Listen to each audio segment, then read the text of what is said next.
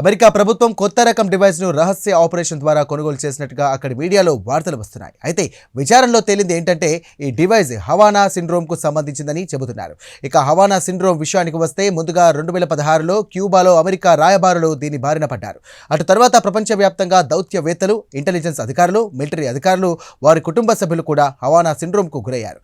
ఇక ఈ device pulsed radio frequency ఎనర్జీని విడుదల చేస్తోంది. అది కాకుండా ఈ డివైస్ను తేలికగా మోసుకొని పోవచ్చు. అమెరికా అధికారులు అంచనా ప్రకారం సుమారు 100 దేశాల్లో 1500 కేసులు వెలుగులోకి చూశాయని చెబుతున్నారు.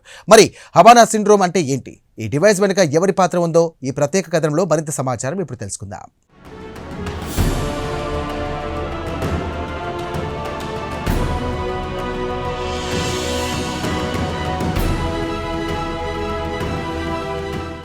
అంతర్జాతీయంగా ప్రస్తుతం హవానా సిండ్రోమ్ సస్పెన్స్ కొనసాగుతోంది. హవానా సిండ్రోమ్కు ప్రపంచవ్యాప్తంగా పలు దేశాలకు చెందిన దౌత్యవేత్తలు, రాయబారులు, ఇంటెలిజెన్స్ అధికారులు, ఇక మిలిటరీ అధికారులు, వారి కుటుంబ సభ్యులు కూడా బాధితులే. అయితే అమెరికా ఎట్టకేలకు ఈ డివైస్ను సంపాదించింది. గత ఏడాది నుండి డివైస్పై పరీక్షలు జరుపుతోంది. అయితే విశ్వసనీయ వర్గాల సమాచారం ప్రకారం డిపార్ట్మెంట్ ఆఫ్ హోలాండ్ సెక్యూరిటీ 2024 చివరిలో ఈ డివైస్ లేదా పరికరాన్ని కొనుగోలు చేసినట్టుగా చెబుతున్నారు. అయితే గత దశాబ్ద కాలం పాటు ప్రపంచవ్యాప్తంగా కొన్ని వందల మంది హవానా సిండ్రోమ్ బారిన పడ్డవారు. ముందుగా క్యూబాలోని అమెరికా రాయబార కార్యాలయం సిబ్బంది ఈ సిండ్రోమ్ బారిన పడ్డారు. అప్పటి నుండి పెంటగాన్ ఈ పోర్టబుల్ పరికరంపై పరీక్షలు జరుపుతోంది. ఈ డివైస్ బ్యాక్ ప్యాక్ సైజు అంత ఉంటుంది. దీని ద్వారా పల్స్డ్ రేడియో ఫ్రీక్వెన్సీ శక్తిని విడుదల చేస్తోందని తేలింది. కాగా ఈ పరికరంలోని విడిభాగాలు మాత్రం మేడ్ ఇన్ రష్యాకు సంబంధించినవిగా తేలింది.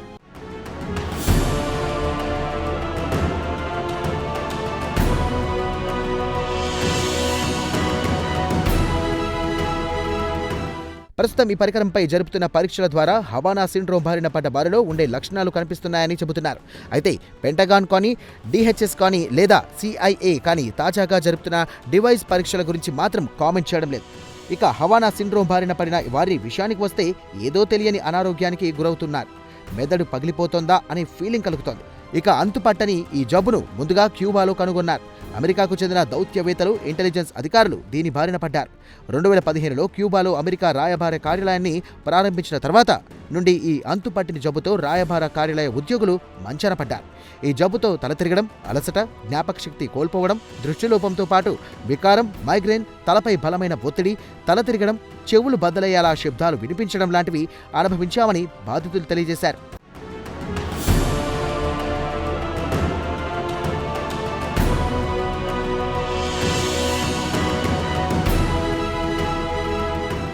హవానా సిండ్రోమ్ బారిన పడిన వారిలో చాలా మంది తమ చెవుల్లో హై పిచ్లో శబ్దాలు వినిపించాయని, ఇతర ప్రాంతానికి మారినప్పుడు తీవ్ర తగ్గినట్లు కనిపించిందని చెప్పారు. భయంకరమైన శబ్దాలు భరించలేకపోయామని, చివరికి ఉద్యోగాలు మానుకోవాల్సి వచ్చిందని బాధితులు చెప్పుకొచ్చారు. దీని బారిన మాజీ CAI అనలిస్టు ఎరికా స్టిత్ 2022లో CBS న్యూస్కి ఇచ్చినటువంటి ఇంటర్వ్యూలో తన మెదడు పగిలిపోయిందన్న ఫీలింగ్కు లోనయ్యానని ఆమె వాపోయారు.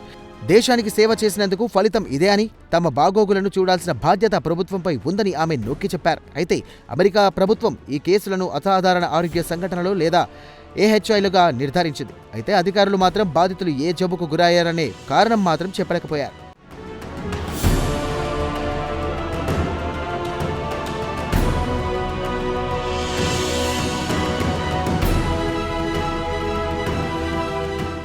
అయితే అమెరికాకు చెందిన పలువురు నిపుణుల అంచనా ప్రకారం ఈ సంఘటనలను మైక్రోవేవ్ అటాక్స్గా భావిస్తున్నారు.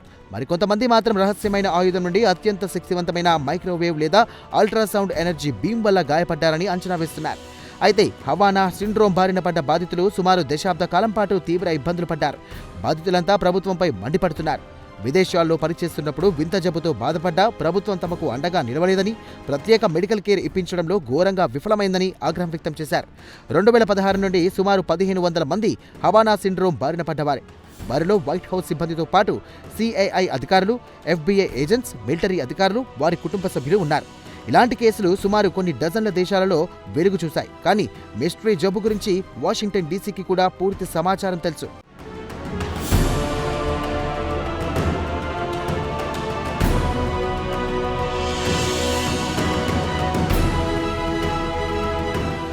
ఇదిలా ఉండగా 2021లో హవానా సిండ్రోమ్ లాంటి ఘటనలు వియత్నాంలో వెలుగు చూశాయి. అమెరికా వైస్ ప్రెసిడెంట్ కమలా హ్యారిస్ హనోయ్ పర్యటనకు వెళ్లడానికి ముందే కొన్ని కేసులు బయటపడ్డాయి. అప్పుడు అమెరికా రాయబార కార్యాలయం దీని గురించి స్పందిస్తూ దీన్ని అసాధారణ ఆరోగ్య సంఘటనగా అని తేల్చింది. వెంటనే ఒక అధికారిని మెడికల్ కేర్కు పంపించింది. దీంతో కమలా హ్యారిస్ హనోయ్ పర్యటన కాస్త ఆలస్యమైంది. అటు తర్వాత మరో 11 మంది హనోయ్ రాయబార కార్యాలయ సిబ్బంది ఇదే రకమైనటువంటి జబ్బు బారిన పడ్డారు.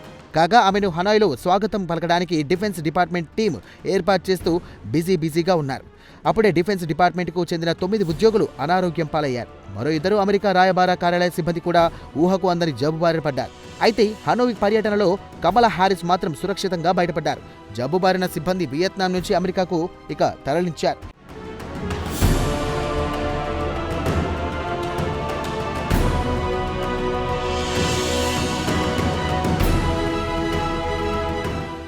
ఇలాంటి మరో కేసు చైనాలోని గ్వాయిగ్జౌలో అమెరికా కన్సులేట్లో పనిచేస్తున్నటువంటి స్టేట్ డిపార్ట్మెంట్ సెక్యూరిటీ అధికారికి కూడా ఇదే అనుభవం ఎదురైంది. 2017లో ఆయన నివసిస్తున్నటువంటి అపార్ట్మెంట్లో వింత శబ్దాలు వినిపించాయని, తర్వాత తనకు తన భార్య కూడా ఇదే లక్షణాలు కనిపించాయని ఆ అధికారి అమెరికా మీడియాకు తెలిపారు.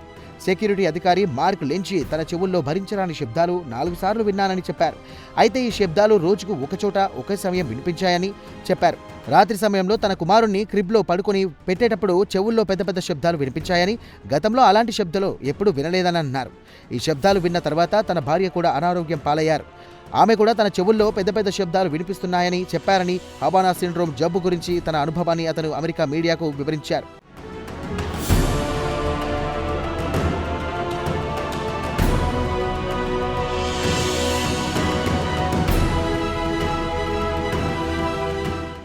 లెంచి విషయానికి వస్తే తాను అత్యంత కీలకమైన టాప్ సీక్రెట్ ప్రాజెక్టుపై పనిచేస్తున్నందునే టార్గెట్ చేశారని భావిస్తున్నాడు. డిప్లొమాటిక్ మిషన్స్కు ఎలక్ట్రానిక్ బెదిరింపులను విశ్లేషించడానికి అత్యంత రహస్య పరికరాలను ఉపయోగించి పనిచేయడం వల్లే తనను టార్గెట్ చేశారని లెంచి నమ్ముతున్నాడు. ఇది నా అపార్ట్మెంట్లో జరిగిన ప్రత్యక్ష దాడి అని ఆయన అభివర్ణించారు. ఇది మైక్రోవేవ్ RF రేడియో ఫ్రీక్వెన్సీ ఎనర్జీతో దాడి చేశారని తాను నమ్ముతున్నానని వివరించారు. అయితే దాని వెనుక రష్యా హస్తముందన్న అనుమానాలు కూడా బలపడుతున్నాయి. హవానా సిండ్రోమ్పై జరిగినటువంటి దర్యాప్తులో అనుమానిత లింకులన్నీ కూడా టీబిలిసి జార్జియా వైపే చూపుతున్నాయి. టాప్ సీక్రెట్ రష్యన్ ఇంటెలిజెన్స్ యూనిఫార్మేషన్ ఉందన్న బలమైన సాక్ష్యాలు కూడా వెలుగు చూశాయి. అమెరికాకు చెందినటువంటి రిటైర్డ్ లెఫ్టినెంట్ కర్నల్ గ్రేగ్ ఎడ్గ్రీన్ కూడా హవానా సిండ్రోమ్ గురించి మాట్లాడుతూ, పెంటగాన్ విచారణలో తేలింది ఏంటంటే ఈ హవానా సిండ్రోమ్ దాడుల వెనుక రష్యా హస్తం ఉందని, ప్రపంచవ్యాప్తంగా అమెరికా అధికారులను నిర్వీర్యం చేయడానికి చేసిన కుట్ర అని తేల్చి చెప్పారు.